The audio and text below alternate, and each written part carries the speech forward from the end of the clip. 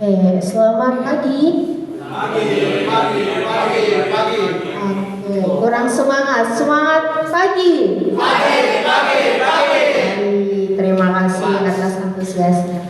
Baik, untuk kegiatan hari ini saya sudah jelaskan tentang sosialisasi satuan satuan tugas pencegahan dan penanganan kekerasan seksual. Jadi untuk sebelumnya saya perkenalkan untuk Ketua Satgas PPKS yaitu Bapak Insinyur Suhud Wardaya MPD. Saya juga kebetulan saya sebagai sekretaris Satgas PPKS. Satu lagi sebelahnya Pak Suhud itu ada Ranya Ramadhani. Dia adalah anggota Satgas PPKS. Untuk mempersingkat waktu, mungkin akan ada disampaikan langsung sama Pak Suhud ya. Sebelum Pak Suhud mungkin hanya mau ada sedikit perkenalan dengan mahasiswa baru juga. Kebetulan juga belum ada yang kenal ya sama Ranya. Boleh Ranya?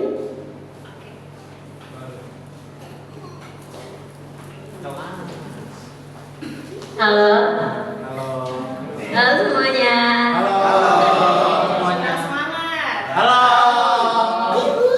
Selamat pagi. Aku perkenalkan diri sebagai anggota Satgas. Jadi kalau misalnya ada keluhan sesuatu yang gak enak di kalian kan bisa ngomong sama saya. Sekali lagi nama saya bisa dipanggil Anya. Hai semuanya. Terima kasih. Baik, terima kasih Anya. Lanjut, untuk mempersingkat waktu, saya langsung berikan sebagai sambutan dan juga langsung presentasi dengan Pak Suhud Wardaya. Untuk Pak Suhud, kami persilakan waktu. Baik, selamat pagi. Assalamualaikum warahmatullahi wabarakatuh. Waalaikumsalam. Terutama mahasiswa baru tahun akademik 2024-25 dan kakak kelasnya, samping saya dan Anya, dari kakak masih kakak kelasnya itu di belakang kalian ada kakak kelasnya lagi, ya. Mungkin baru kenalan ya, belum kenalan juga sama kakak kelas, para senior dan junior, ya harus saling perkenalkan diri untuk mengikat satu ikatan kuat nantinya menjadi alumni ikatan alumni. Kalau dari sekarang sudah tidak kenal, nanti kalian akan bermasalah ya, terutama kalau misalnya nanti bekerja di dalam satu perusahaan tidak saling kenal, wah parah gitu ya. Harus kenal dari sekarang. Kalau dulu ada perpeloncoan, kalau sekarang kan tidak ada perpeloncoan, ada PPKM ya, program pengenalan kegiatan kampus.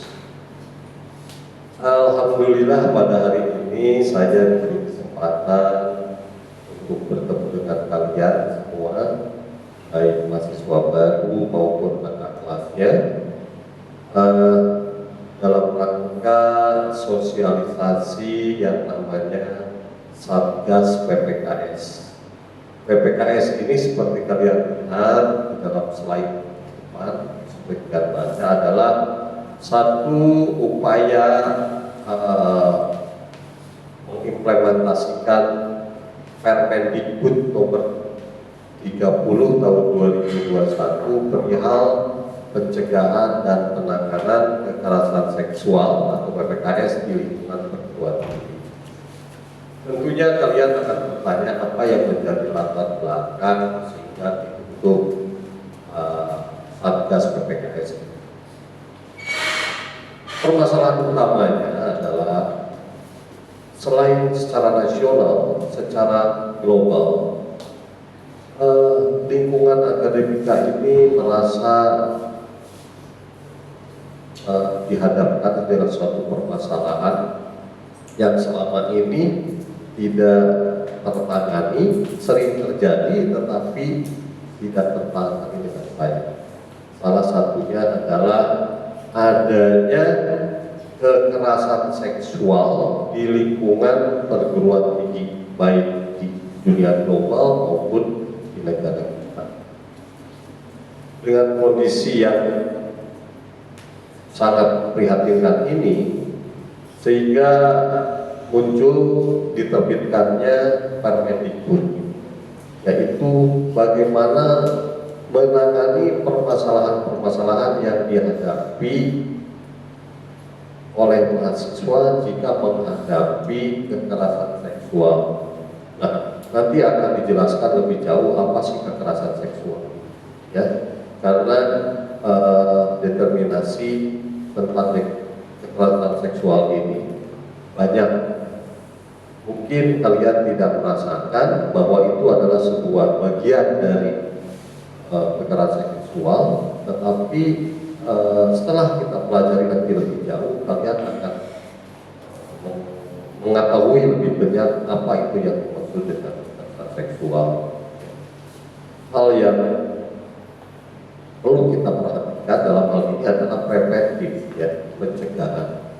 Bagaimana? Tetapi tentunya harus tersosialisasikan, ya, tersosialisasikan.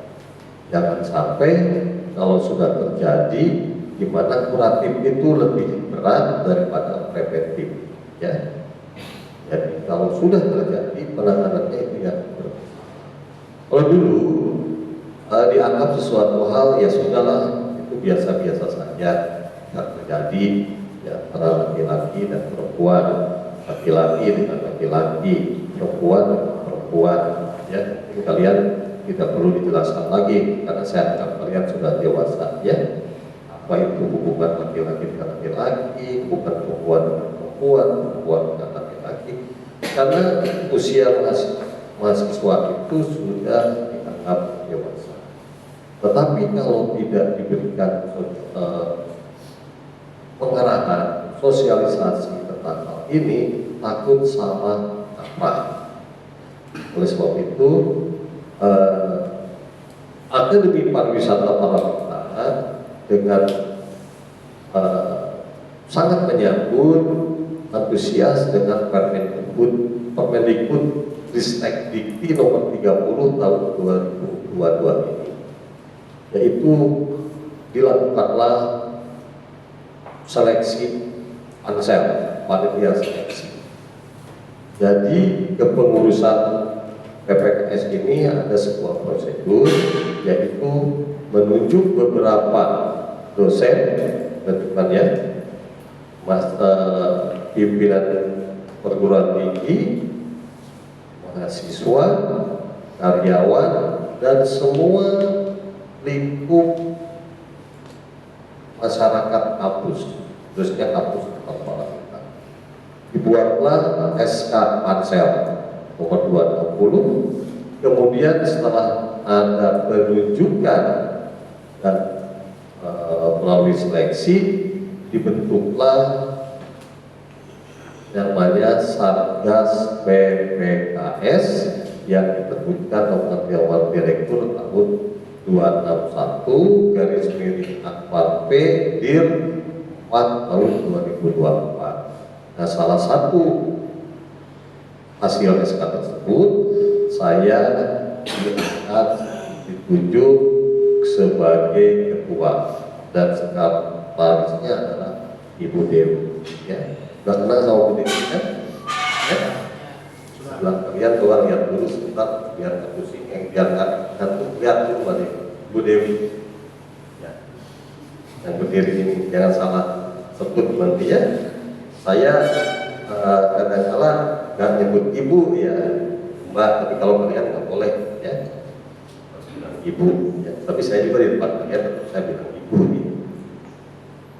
Nah, pada saat ini tanggal 25 September 2024, berbahagia sekali saya bisa bertemu dengan kalian, dan saya akan coba membuka slide yang mudah-mudahan terbaca, ya, kecilan, ya. Ya, ini bisa dibesarin nggak, ya? Bisa, ya. di presentasinya atau apa ya?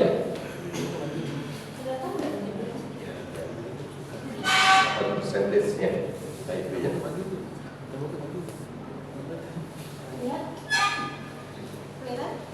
Benar, insya Allah. Lihat ya, sexual violence, ya. Ya, seperti yang saya sampaikan tadi bahwa fenomena terjadinya kasus kekerasan seksual di perguruan tinggi telah menjadi perhatian bersama sivitas akademika di tingkat global maupun di Indonesia secara nasional. Ya. Secara global ternyata di lingkungan perguruan tinggi ini merupakan tempat kedua terbanyak terjadi kekerasan seksual. Ya. Sehingga pada saat itu Permenlah Menteri Pendidikan dan Kebudayaan Riset dan Teknologi mengeluarkan satu permen, ya, yaitu nomor 30 tahun 2021 tentang bagaimana melakukan pencegahan dan penanggulangan kekerasan seksual di perguruan tinggi.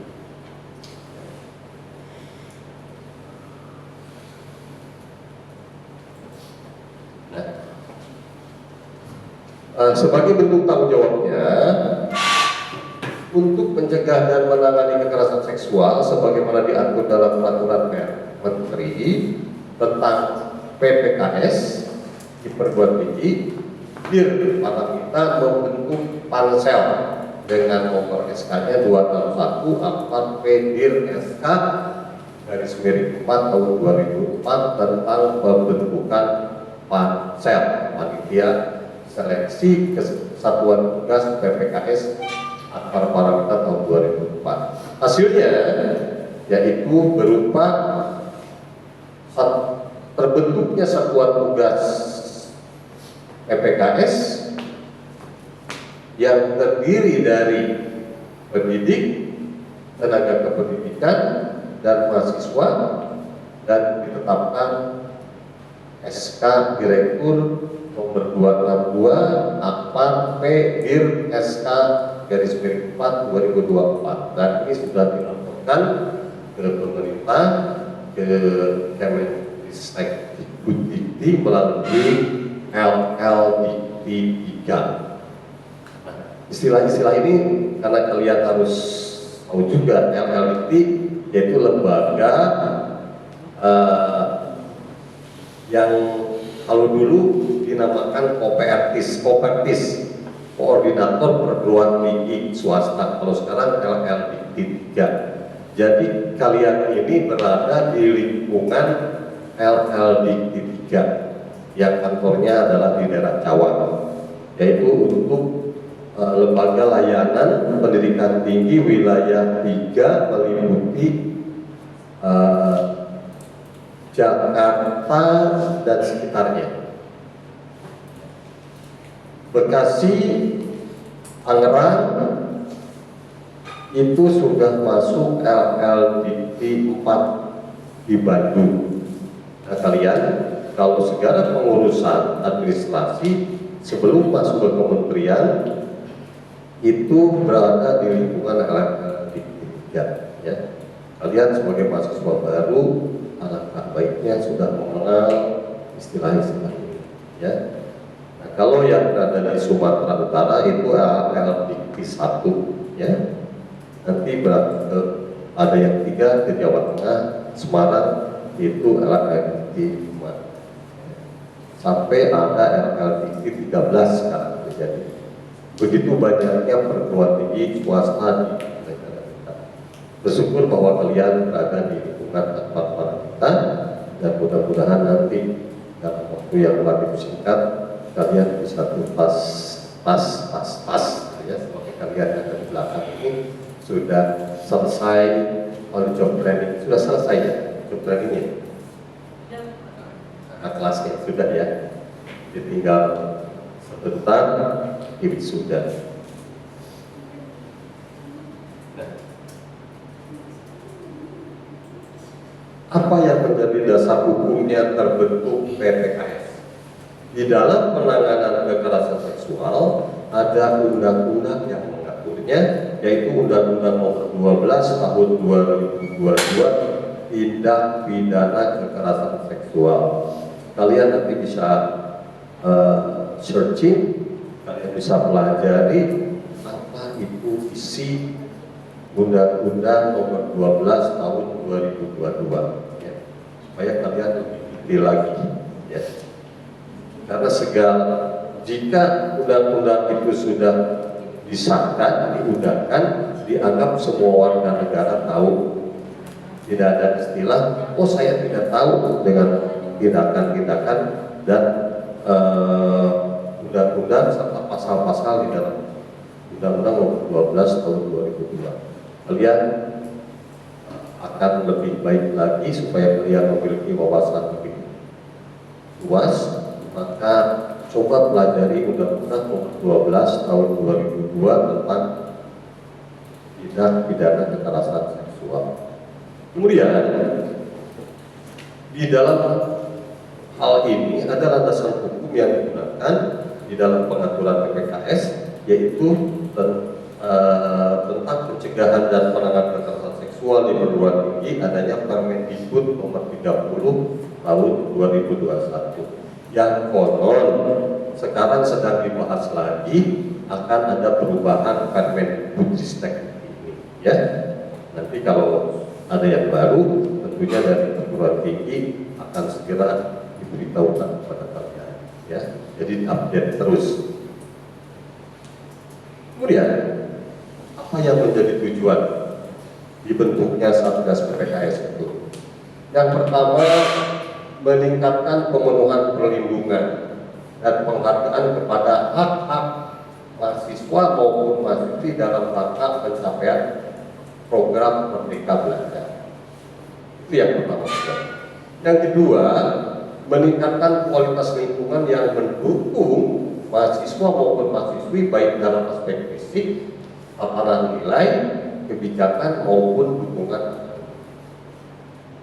Yang ketiga, meningkatkan kemampuan kelembagaan dalam upaya menghapus kekerasan seksual di lingkungan para mudah-mudahan tidak terjadi ya.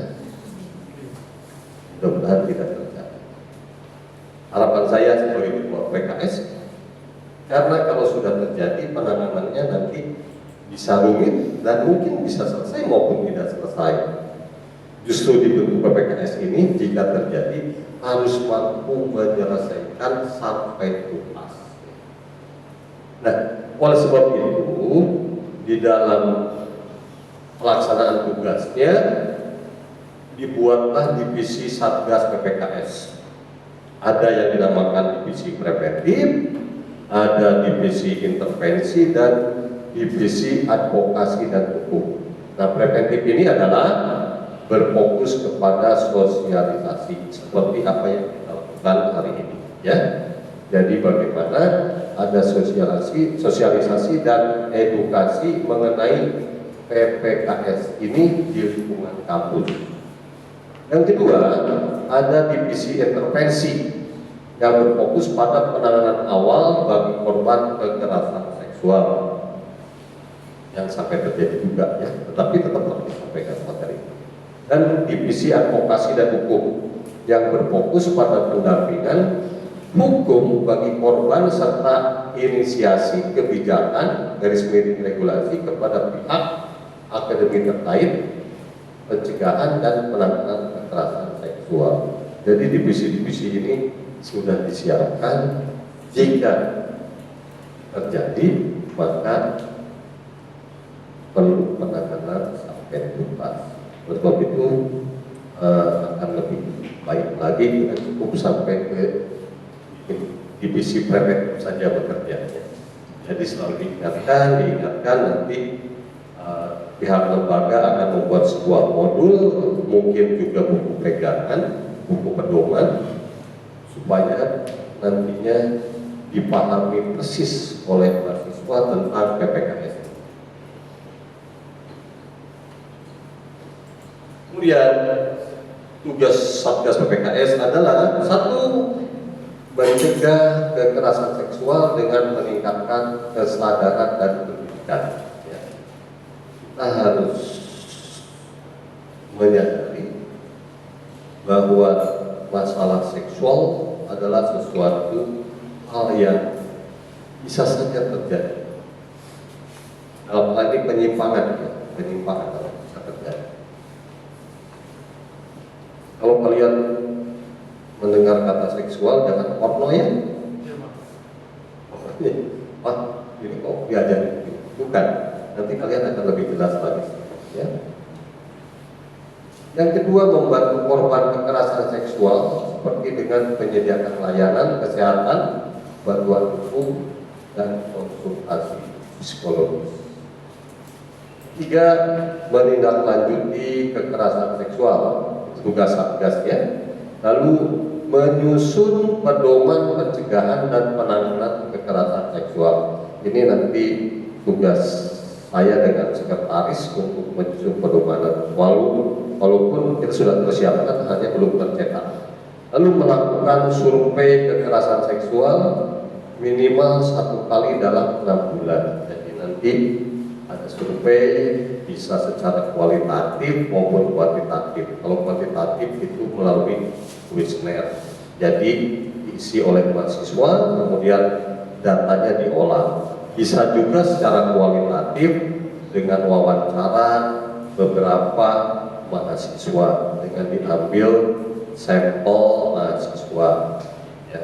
Karena ini mahasiswanya saya jumlahnya tidak lebih dari 100, itu bisa semua diwawancarai dalam 6 bulan.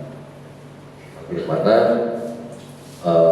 kondisi yang terjadi di lingkungan kampus perihal atau kasus yang terjadi tentang kekerasan seksual. Yang keenam, mensosialisasikan pendidikan kesetaraan gender, kesetaraan disabilitas, dan pendidikan kesehatan seksual dan reproduksi. 7, memastikan proses penanganan kasus dilakukan secara transparan dan adil. Tidak ada yang ditutup-tutupi ya. Semua di mata hukum warga negara itu sama. Begitu juga di dalam penanganan kampus jika terjadi tidak bisa ditutup-tutupi karena ini anaknya ini, karena dan itu, sehingga PPKS ini menjadi tidak adil. Karena ini masalah kehidupan, masalah kemanusiaan, jadi harus dilakukan adil-adil. Lalu memantau dan mengevaluasi kebijakan dan prosedur yang ada, serta melakukan penyuluhan untuk memastikan seluruh anggota komunitas kampus memahami pentingnya menghormati dan melindungi satu sama lain. Sebab itu saya katakan kalian harus saling mengenal. Pak kenal, Pak saya. Kalau sudah kenal, makin saya. Jadi bisa saling memperhatikan, ya, bukan saling menyakiti. Lain hal kalau suka sama suka, ya. Kalau sudah sifatnya pemaksaan, itu yang termasuk di dalam kasus kekerasan. Ya, saya memahami kalian orang dewasa, ya. Pasti di dalam kehidupannya butuh teman hidup, gitu ya. Seperti saya kan butuh seorang istri. Waktu itu pacaran, nikah, reproduksi, terjadi keturunan. Saya sudah punya cucu, ya. Nah itu proses. Tapi saya tidak melakukan kekerasan seksual, gitu ya. Kalian dengan adik kelas, dengan kakak kelas boleh pacaran? Boleh nggak? Boleh. Yang tidak boleh itu saling memaksa. Kalau suka sama suka, ada kesepahaman, ya, ada kesepakatan, bisa juga sampai ke jenjang pernikahan secara normal, ya. Ada yang sudah melirik kakak kelasnya? Atau kakak kelasnya ke adik kelasnya, ya? Intermezzo. Nah, wewenangnya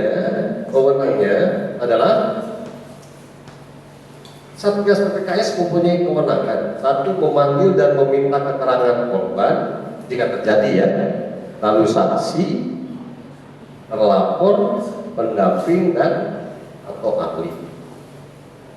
Meminta bantuan pimpinan perguruan tinggi. Pimpinan perguruan tinggi itu kalau di akademi itu ada direktur, wakil direktur 1, wakil direktur 2, wakil direktur 3. Ya, di bawahnya ada kaprodi, ada unit pelaksana teknis, ada BAU, BAK. Ya, itu salah satu struktur kepemimpinan perguruan tinggi. Untuk menghadirkan saksi, terlapor, pendamping dan atau ahli dalam pemeriksaan. Yang ketiga, melakukan konsultasi terkait penanganan kekerasan seksual dengan pihak terkait dengan tetap mempertimbangkan kondisi keamanan dan kenyamanan korban. Ya, biasanya itu kalau sudah jadi korban, dia menutup diri, ya. Dan yang ditakutkan adalah terjadinya hal-hal yang tidak diinginkan. Bisa saja terjadi misalnya kasus bunuh diri, ya, dan sampai terjadi. Melakukan kerjasama dengan perguruan tinggi yang lain, artinya perguruan tinggi lain di luar tempat terkait dengan laporan kekerasan seksual. Karena ada beberapa kasus di perguruan tinggi Indonesia sudah Satgas PPKS-nya sudah menemukan satu tugas utamanya. Karena ada beberapa mahasiswanya mengalami kasus kekerasan seksual. Ya. Alhamdulillah selama saya memegang akbar 33 tahun, ya, dari tahun 91 sampai sekarang tidak ada. Akbar Paramita mahasiswanya baik-baik, sehingga saya dulu bisa bertahan 33 tahun di Akbar Paramita. Sekarang saya lebih banyak di industri, ya. Saya sebulan sekali ngapelin Ibu Dewi di sini, ya. Jadi saya sekarang lebih banyak tugas di Bandung. Tugas sekarang saya adalah hanya ngurusin kuda, gitu ya. Saya hanya nunggang kuda tiap hari, gitu ya. Aja. Dulu nanganin mahasiswa, ya. Mahasiswa yang bagaimana itu adalah mahasiswa saja sampai di kelas dan ya.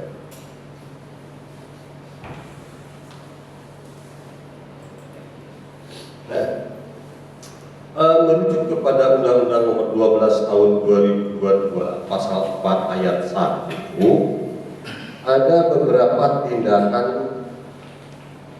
pidana kekerasan seksual. Yang pertama, tindak pidana kekerasan seksual terdiri atas pelecehan seksual secara non fisik.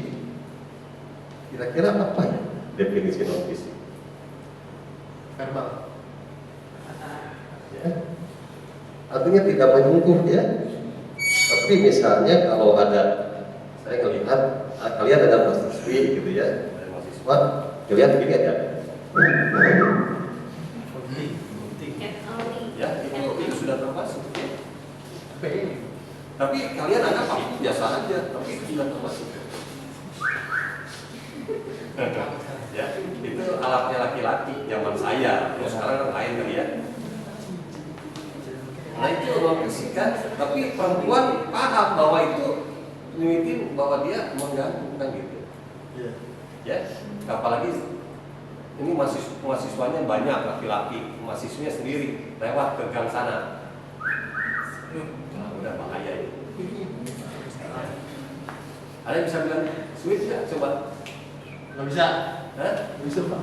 Siapa yang bisa? Ini zaman dulu. Kalau perempuan enggak. Kalau perempuan nggak bisa gitu, tapi kalau laki-laki zaman saya nih, kalau dulu kan nggak kayak berani-berani kayak sekarang, nggak ada WA, nggak ada HP. Bagaimana supaya bisa kenal dengan seseorang? Tapi itu sekarang sudah menjadi pelanggaran, ya. Ya kalau suka, kalau tidak suka, si wanita ini akan menuntut, ya, karena di dalam Undang-Undang 12 tahun 2002 pasal 4 ayat 1 yang paling suka itu kan gini, laki-lakinya suka, perempuannya suka, pada saat disuit-suit disambut, gitu ya. Ya. Tapi pada saat si pihak tertentu tidak suka bisa mengajukan masalah pidana, ya. Nah itu yang dinamakan cara non fisik. Yang kedua, pelecehan seksual secara fisik, ya. Misalnya kissing, ya, yang tidak dipaksa, disentuh, menyentuhkan badan, gitu ya, meraba, gitu ya. Kalau salah satu tidak suka, ya ini bisa diajukan dalam tindakan pidana. Pak, berat nggak Pak sanksinya? Ada yang bisa sampai 1 miliar, dan hukumannya bisa sampai 12 tahun, 15 tahun. Nah ini kalian harus pelajari, ya. Terutama kalau kalian suatu saat misalnya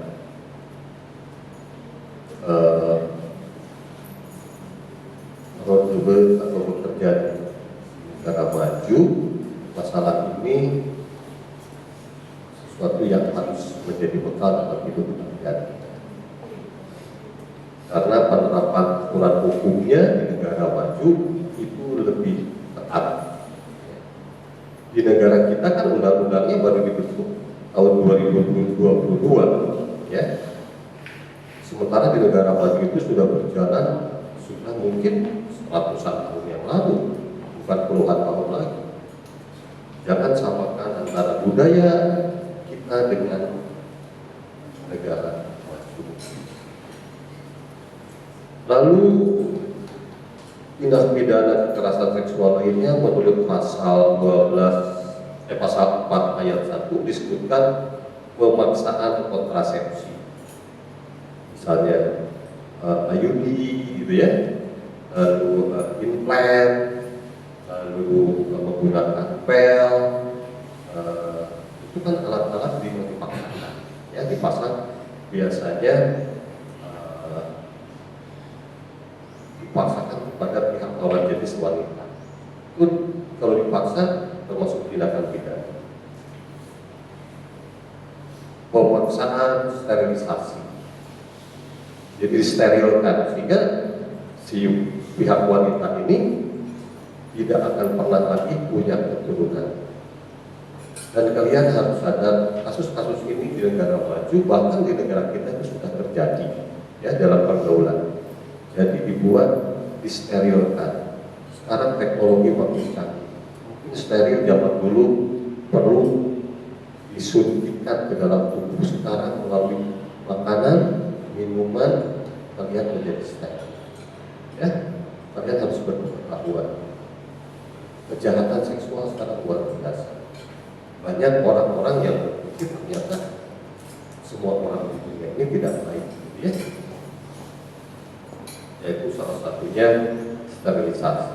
Kalau sudah steril, si perempuan itu mandul dan tidak akan punya keturunan. Ya. Lalu pemaksaan perkawinan itu juga termasuk, ya, dipaksa. Lalu penyiksaan seksual,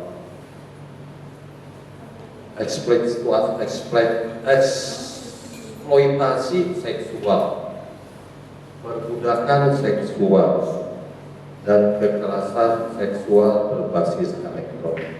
Nah ini, ya, yang sekarang di dalam digital teknologi adanya penyalahgunaan teknologi digital, salah satunya kekerasan seksual berbasis elektronik. Jadi menampilkan kegiatan-kegiatan seksual di dalam media sosial, di dalam menggunakan teknologi digital. Mungkin kalian tidak hanya mendengar, kalian pernah melihat, ya. Karena sekarang dunia ini sudah tidak bisa ditutupi lagi, gitu ya. Kalau ditanya siapa yang tidak punya gadget atau handphone, bagi saya agak tidak percaya juga. Semua orang sekarang memiliki alat ini. Ya, semua orang sudah tahu tentang internet. Ya, semua informasi dalam hitungan detik sudah bisa tersebar.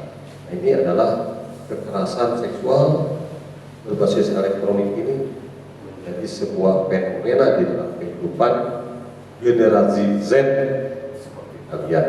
Ya.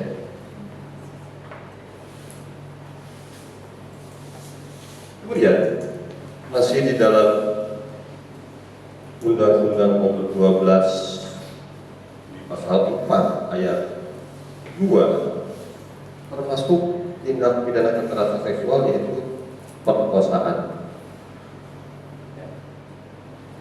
Lalu perbuatan cabul. Saya ungkap ini ya supaya kalian paham. Jangan ditutup-tutupi lagi hal-hal yang seperti ini. Karena apa? Jika sudah terjadi permasalahannya menjadi rumit. Kemudian persetubuhan terhadap anak, perbuatan cabul terhadap anak, dan atau eksploitasi seksual terhadap anak. Yang seharusnya dilindungi, disayangi, dicintai, ini malah dilakukan perbuatan yang biadab. Namanya anak kecil yang tidak punya pemikiran apa-apa. Tapi tindakan ini sekarang merajalela. Salah satunya yaitu dampak dari penggunaan internet, medsos, ya. Bahkan seorang kakak terhadap adiknya, gitu ya. Seorang anak terhadap ibunya, ya. Sungguh hal yang tidak kita inginkan. Kemudian perbuatan melanggar kesusilaan yang bertentangan dengan kehendak korban. Lalu pornografi yang melibatkan anak dan atau pornografi yang secara eksplisit memuat kekerasan dan eksploitasi seksual. Nah, ini disebar melalui teknologi digital. Nah, kadang-kala kalau kita tidak berpikir ini, tidak berpikir positif, bisa ditiru. Ya. Nah, ini oleh sebab itu di dalam hal ini perlu ada pasal yang mengatur dan bagaimana sanksinya. Lalu pemaksaan pelacuran.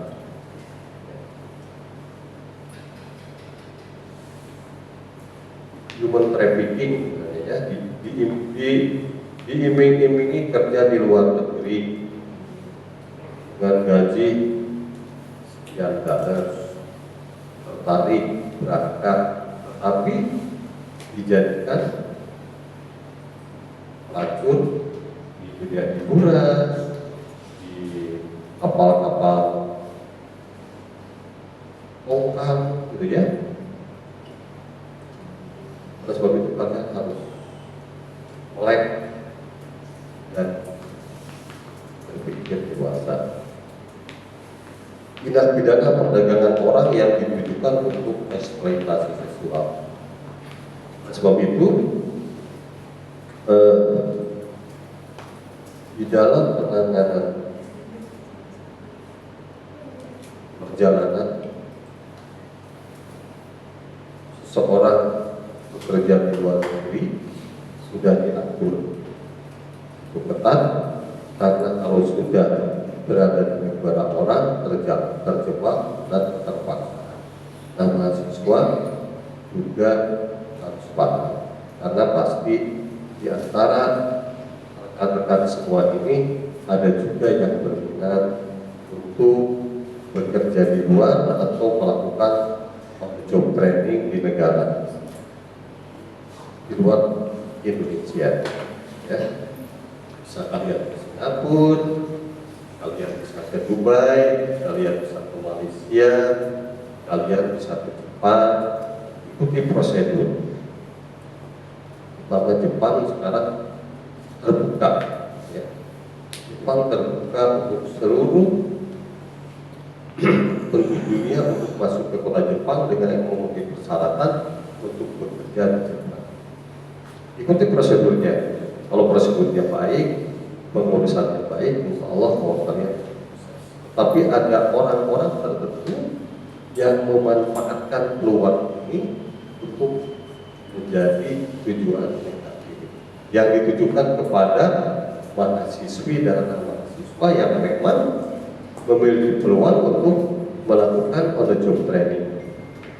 Misalnya kalau di Jepang ada program yang sekarang terbaru TG Tegoino yang bekerja di Jepang, yang penting kalian punya skill, lalu kalian memiliki kemampuan bahasa Jepang standar N4 dan kalian lulus wawancara, kalian bekerja di Jepang dan memperoleh kesempatan bekerja 2 tahun dengan gaji ditetapkan 15 juta per bulan.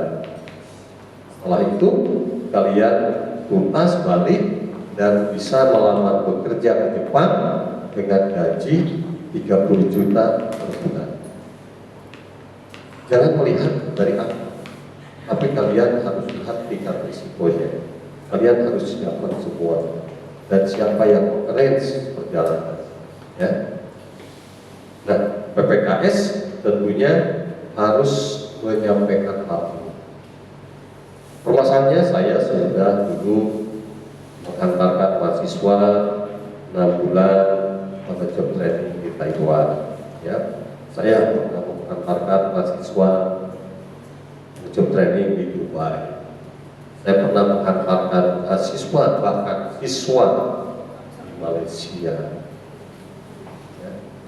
Ada yang benar pengurusannya, ada juga yang tidak. Nah, saya harapkan dengan cara-cara seperti ini saya bisa mencegah jika ada mahasiswa para kita yang mau melakukan kegiatan intensif di luar itu saya analisis dulu.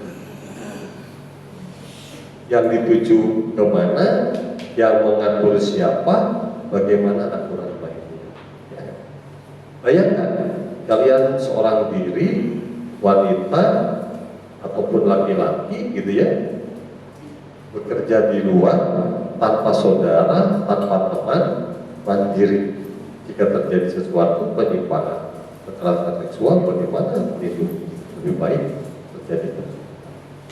Dan di luar negeri tidak hanya perempuan, mahasiswa para kita dulu hanya kuat 2 bulan di Dubai, mahasiswa bukan mahasiswi ya. Kenapa? Di sana dikejar-kejar oleh gay.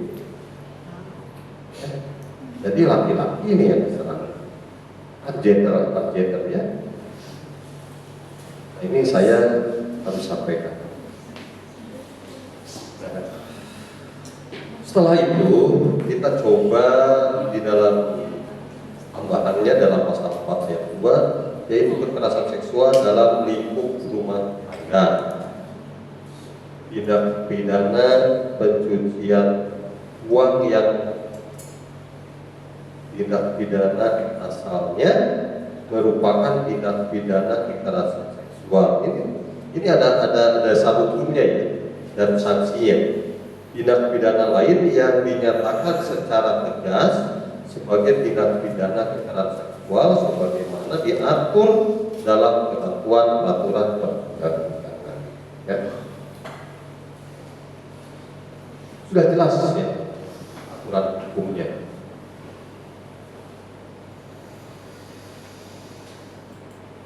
Kemudian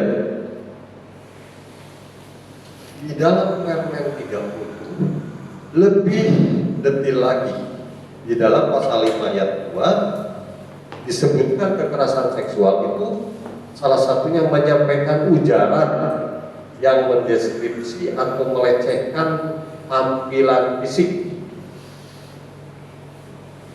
Apa namanya, bullying ya? Ya, tidak boleh ya.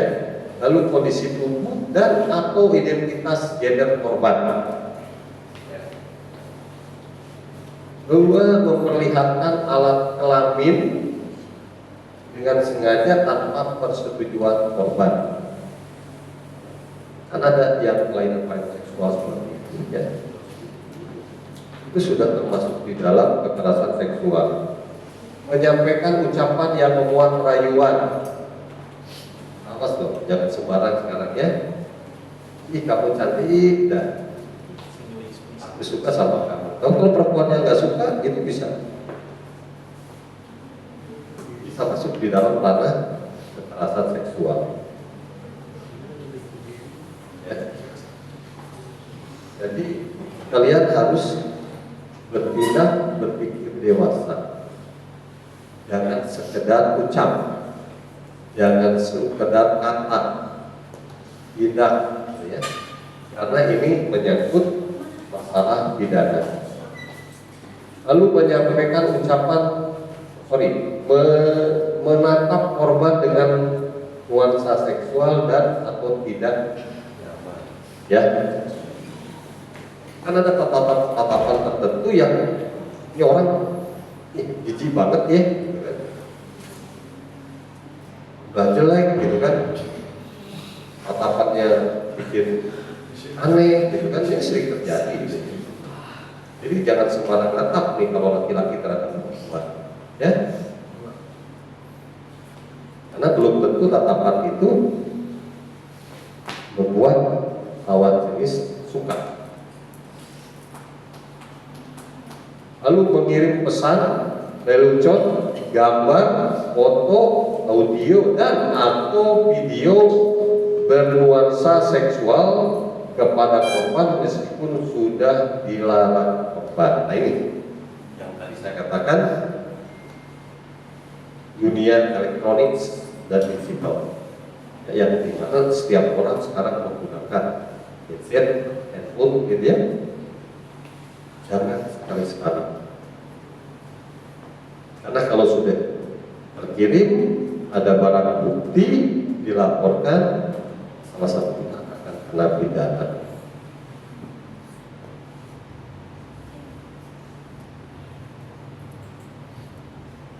Kemudian mengambil, merekam dan atau ya, mengedarkan foto dan atau rekaman audio dan atau visual korban yang bernuansa seksual tanpa persetujuan korban. Ini juga pelanggaran pidana. Mengunggah foto tubuh dan atau informasi pribadi korban yang bernuansa seksual tanpa persetujuan korban. Menyebarkan informasi terkait tubuh dan atau pribadi korban yang bernuansa seksual tanpa persetujuan korban. Kemudian mengintip. Siapa yang suka mengintip? Dan atau dengan sengaja melihat korban yang sedang melakukan kegiatan secara pribadi, ya. Dan atau pada ruang yang bersifat pribadi. Kalau zaman saya dulu, kalau ada orang yang matanya bintitan, suka dibilang kamu ngintip ya. Itu karmanya langsung gitu ya. Hari ini ada yang bintitan kan matanya? Ada yang bintitan, berarti ngintip ya. Karmanya langsung, ya. Baik-baik saja ya. Membujuk, menjanjikan, menawarkan sesuatu dan atau mengancam korban untuk melakukan transaksi atau kegiatan seksual yang tidak disetujui oleh korban, ya. Ini nggak boleh juga nih, ya. Membujuk, menjanjikan, menawarkan sesuatu, gitu ya. Nah, tapi si korban ini nggak suka, gitu, ya. Nah itu termasuk pelanggaran. Lain hal dengan suka sama. Lalu memberi hukuman atau sanksi yang bernuansa seksual. Kan ada ya, secara tidak sadar kesalahan saya kasih sanksi ya, lakukan sesuatu, tapi yang nuansa seksual itu pelanggaran, ya. Membuka pakaian korban tanpa persetujuan korban, kecuali atas persetujuan. Saya buka ya baju kamu, oh boleh. Oh boleh. Dengan senang hati saya bukakan baju kamu. Itu lain hal. Tapi kalau dipaksa, itu pelanggaran. Memaksa korban untuk melakukan transaksi atau kegiatan seksual, mempraktekkan budaya komunitas mahasiswa, pendidik dan tenaga pendidikan yang bernuansa kekerasan seksual, melakukan percobaan perkosaan namun penetrasi tidak terjadi, itu juga sudah termasuk kekerasan seksual. Jadi kalian tidak bisa tidak pendidikan seksual ini harus kalian pelajari. Jangan salah kaprah, jangan salah kaprah. Karena usia kalian itu seusia kalian itu usia yang rawan jika tidak ada pendidikan seksual, ya. Jangan dianggap tabu, ya. Karena kalau sudah terjadi yang kan pandangannya susah. Kemudian melakukan perkosaan termasuk penetrasi dengan benda atau bagian tubuh lain selain alat kelamin. Ya sekarang kan diproduksi, dijual misalnya alat kelamin buatan, ya. Baik alat kelamin laki-laki maupun alat kelamin perempuan, ya. Kalian nggak bisa menutup mata. Itu saat ini ada pihak-pihak tertentu yang memang meraih keuntungan, tetapi kita harus menyadari bahwa hal ini akan fatal akibatnya. Lalu memaksa atau memperdaya korban untuk melakukan aborsi. Misalnya terjadi hubungan seksual di luar nikah, lalu hamil, dipaksa untuk aborsi. Ini yang sering terjadi, ya. Baik, ya karena tidak diketahui orang, biasanya dilakukan tindakan aborsi yang sudah di luar nalar, ya. Misalnya penggunaan nanas muda warna merah, ya. Minum obat jamu-jamu yang bisa melunturkan janin, ya. Obat-obatan yang tidak berdasarkan resep dokter, ya. Akhirnya terjadi bleeding, kekurangan darah, akhirnya korban meninggal. Ini juga termasuk. Lalu memaksa atau memperdaya korban untuk hamil. Ini berbalik-balik dengan aborsi, ya. Membiarkan terjadinya kekerasan seksual dengan sengaja dan atau. Misalnya kalian melihat ada orang atau pasangan homoseksual, kalian biarkan. Nah orang ini akan kena pidana juga.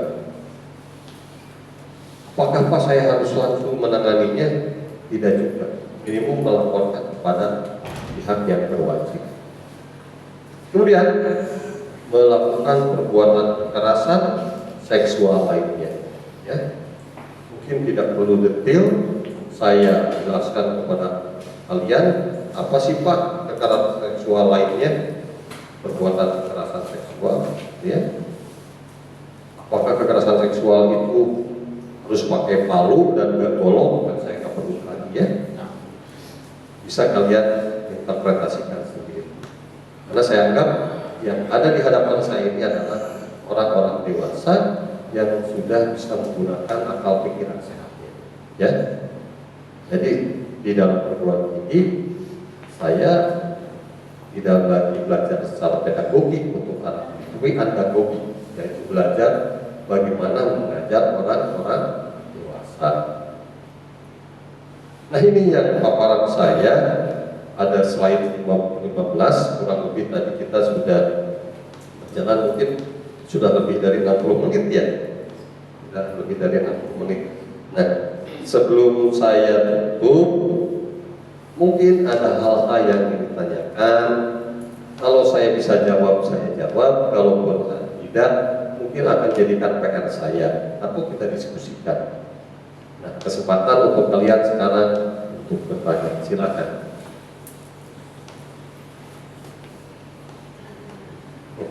Ada? Ya, jangan malu-malu ya. Ini masalah kita, ya. Jangan dianggap tabu lagi, supaya kalian clear, ya. Supaya kalian clear. Silahkan. Ini kakak kelasnya yang udah punya pengalaman lebih, mungkin boleh bertanya duluan, baru diikuti adik kelas. Silakan.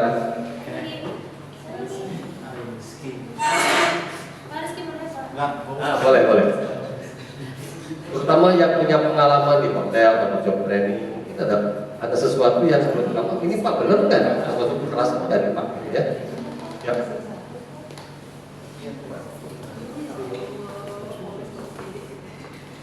Ayo, ada yang mau nanya? Atau mungkin mau berbagi pengalamannya? Mungkin ada yang pernah menghadapi kekerasan seksual. Saya rutin banget ya. Saya jangan banget ya.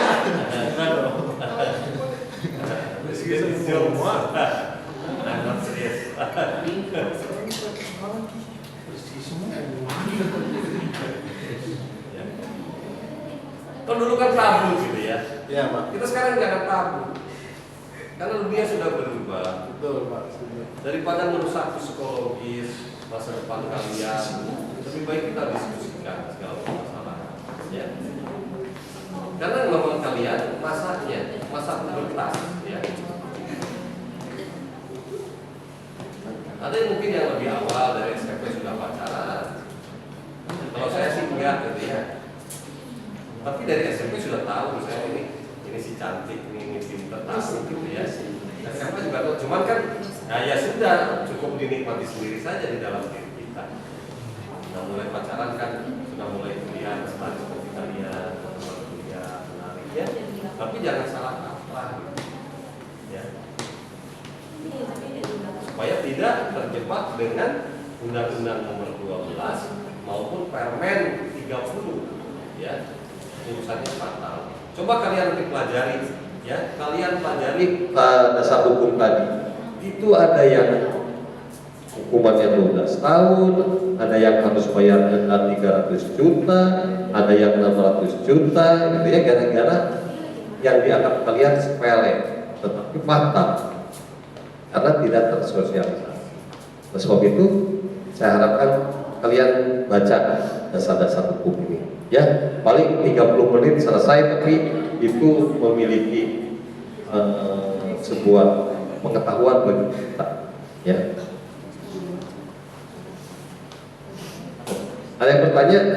Hanya mau bertanya, kok bagaimana kalau misalnya terjadi di antara teman kalian, bagaimana penanganannya?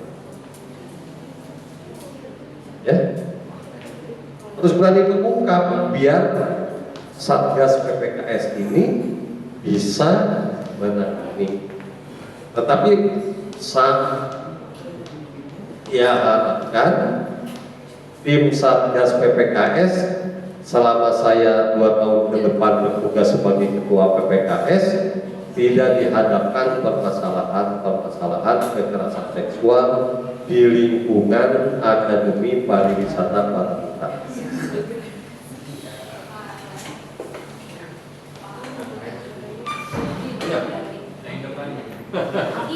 Malu ya? Malu ya? Jangan malu-malu. Masih polos Pak. Polos Pak. Kok jadi menghakimi ya?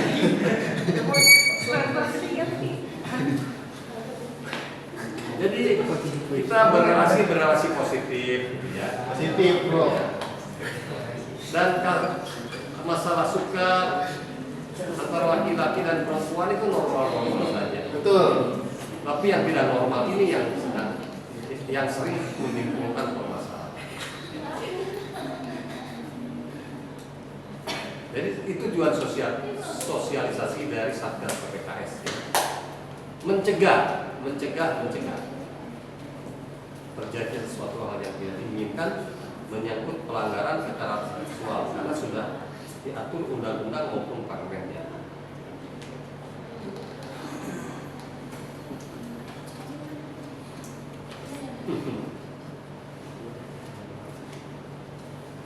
Ada yang baru mendengar kata seksual gitu? Enggak kan? Kalian sudah Pak, saya baru sih mendengar kalimat itu, Pak. Tidak mungkin. Kalian sudah dewasa semua ya. Apa sih Pak hubungan seksual itu kan masa ditanyakan gitu ya? Ya. Kalian pasti sudah tahu. Orang kuda saya juga nggak pernah bertanya tahu. Cuma kan binatang. Ya. Kita kan manusia yang punya akal pikiran, ya.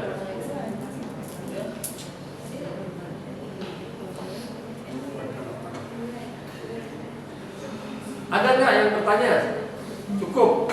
Cukup, Pak. Nah, kalau cukup berarti saya anggap sosialisasi ini sudah diterima. Ya, sampai terjadi. Ya, sampai terjadi.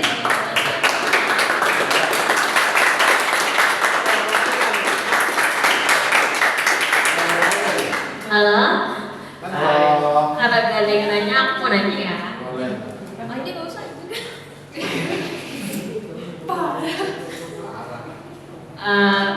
Pelajaran seksual tuh ada dua kan? Ya. Ada yang fisik sama non fisik. Iya. Nah, yang non fisik tuh kayak gimana sih? Ada yang bisa jawab gak? Catcalling kayak ih tau bro gitu. Yang lain. Yang lain. Ya kan contoh kan. Enggak. Sebutin aja ada apa aja selain catcalling. Kalau kayak kayak ibaratnya bagus ya gitar Spanyol. Nah itu tuh biasanya di mana sih? Ada di Kayak- sosial media apa enggak? Apa sorry? Ada di mana gitu sering terjadinya tuh di mana? Itu bisa di orang-orang yang biasanya di mana ya? Jelaskan ya. Di mana aja Pak? Ya di mana sebetulnya kayak di mall ada, di pantai, apalagi di pantai sering di pantai sih. Non fisik. Kalau fisik bisa di gang sempit gitu kayak begal payudara kayak korban-korban lokasi berita-berita yang kita ada sih ya, juga face. Selain perempuan mungkin laki-laki juga bisa masih dapat Bisa laki-laki kayak di kasus di Jogja kan tahun 2022 atau 2023 tuh ada tante-tante juga anak kecil tuh yang tinggalan satu anak kecil dicabut sama tante. Kalau misalnya udah jadi korban pelecehan seksual, kira-kira tindakan selanjutnya apa?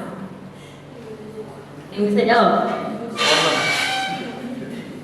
Apa ya? Apa nggak mau ya apa kita pidana aja kalau misalkan korban nggak terima ya. Udah gitu aja. Iya udah gitu aja. Terima kasih. Gitu aja. Anu jalan, salah sendiri. Kalian bilang gini, kan nggak boleh. Ya. Jadi membayangkan badannya aduhai gitu kan, orang tersinggung bisa juga. Itu non fisik. Jadi kasus-kasus ini makin hari makin besar gitu ya di Indonesia ini. Karena orang sudah berani mengungkap saat ini. Media sosial sudah betul-betul menjadi bagian dari kehidupan kita. Sehingga perlu sekali undang-undang mengatur, ya.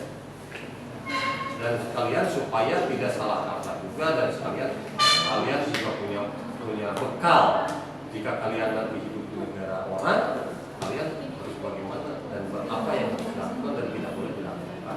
Ya. Adalah hubungan relasi antara laki-laki dengan laki-laki, perempuan dengan perempuan, laki-laki dengan perempuan, itu kan berrelasi ya. Ya misalnya di Thailand Pak, kita punya pacar, kalau laki-lakinya pacaran dengan laki-laki yang sebelah, laki-laki dengan laki-laki yang sebelahnya perempuan, ya, hal itu sering terjadi. Akbar jangan sampai terjadi ya. Biar saya dengan Ibu Dewi dengan hanya tidak kerja gitu. Saya pengennya nyaman-nyaman aja sebagai ketua Satgas PPKS. Paling tidak sosialisasi, tempat konsultasi, tanyakan gitu ya. Memang nanti harusnya ada ruangan khusus.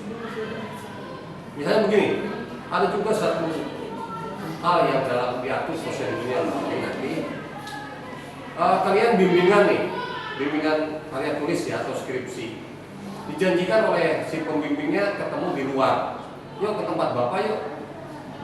Nah itu harus kasih izin dari lembaga dan si dosen ini harus telepon paling tidak ke lembaga, diizinkan nggak? Tidak. Kalau si mahasiswi ini konsultasi di tempat kerja atau yuk kita konsultasi yuk di mall sambil atau di minum kopi yuk, itu tidak bisa kalau tanpa seizin lembaga. Ini sering terjadi gitu ya, karena di situ nanti ada hubungannya ada yang menguasai dan dikuasai ya. Mahasiswa biasanya lemah, kalau sebab itu perlu diatur. Itu hanya satu aja contoh di kampus ya. Kan kalian sebentar lagi selesai nih job training, buat karya tulis kan dibimbing. Ya dibimbing itu seharusnya di kampus, bukan di luar kampus. Di luar kampus bisa terjadi, tetapi atas izin lembaga. Paham ya? Paham Pak. Kalau tidak ada bisa ditutup dari ini, tapi saya ingin dipoto dulu dengan mahasiswa ini kan untuk Boleh banget Pak. Untuk di sini atau di mana? Di sini. Atau di atas? Di atas ya. Biar Di atas aja Pak, lightingnya bagus. Hah? Lightingnya bagus. Di mana? Di atas. Oh boleh. McQueen. Ya. Biar karena ini untuk laporan PPKS. Ya. Jadi sebelum saya akhiri ini, dengar suara saya? Dengar. Oke ya. Ya Pak. Oke. Jadi sebelum saya akhiri, saya mau kasih alur bagaimana kalau misalnya kalian menjadi korban kekerasan seksual, maupun perempuan atau laki-laki maupun perempuan ya, semuanya bisa konsultasi ke saya, bisa konsultasi ke Satgas. Jadi untuk alurnya kalian boleh langsung ke saya, atau mungkin kalian agak kurang enak kak ngobrol sama saya, kalian boleh ngomong sama Anya. Mungkin kalau sama Mas Ud kalian juga agak gimana ya, karena mungkin jadinya jatuhnya kalian ceritanya mungkin kurang leluasa gitu. Kalian boleh cerita sama saya atau boleh langsung sama Anya. Kalaupun mungkin saya atau Anya kalian belum leluasa, kalian boleh ngomong sama Bu Fira. Terserah kalian mau ngomong sama siapa. Oke? Contoh dari kekerasan seksual pun itu tidak dari dalam kampus aja ya, di luar kampus pun kalau kalian ada cerita dan ingin konsultasi bagaimana cara menanganinya, kalian boleh hubungi Satgas PPKS di kampus kita. Kalian mengerti? Ngerti. Cukup ya? Cukup. Oke, kita akhiri.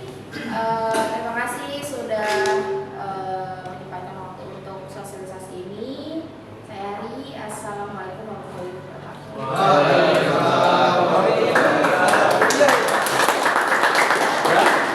Kuliah statistik, ada kuliah hygiene nih. Saya kan kebetulan ada di Jakarta.